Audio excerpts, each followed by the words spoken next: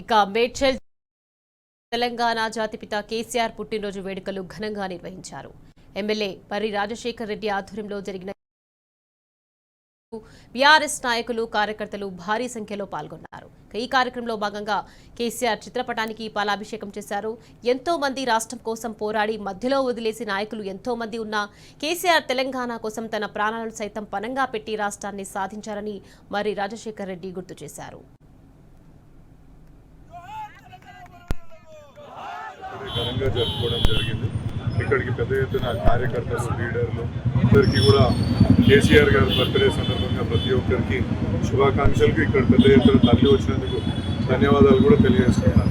ఇవాళ ఎప్పుడొస్తుందో తెలియని తెలంగాణకు తీసుకొచ్చిన ఘనత మన కేసీఆర్ గారు. చావు సైతం లెక్క చేయకుండా ప్రతి ఒక్కరిని ఏకం చేసి ప్రత్యేకంగా అంటే మిలియన్ మార్చ్ లాంటి ప్రతి కార్యక్రమాలు చేపట్టి కవులని, కళాకారులని ప్రతి ఒక్కరిని అంటే ఇంకా చెప్తుంటూ పోతే ప్రతి ఏ వర్గంను అనేది వదలకుండా ప్రతి వర్గాన్ని ప్రభావితం చేసి తెలంగాణను తీసుకొచ్చి తెలంగాణను తీసుకురావడమే కాకుండా బంగారు తెలంగాణ ఏ విధంగా అవుతుంది అంటే ఇవాళ దేశంలో ఇలా ఒక అగ్రస్థానంలో అంటే నిన్న మొన్న ఒక 10 ఏళ్ల కింద పుట్టిన తెలంగాణ రాష్ట్రం ఇలా దేశంలో 5వ అతిపెద్ద ఆర్థిక వ్యవస్థగా అవతరించిందంటే ఇలా కేసీఆర్ గారి ఘనత అని చెప్పుకోవాలా.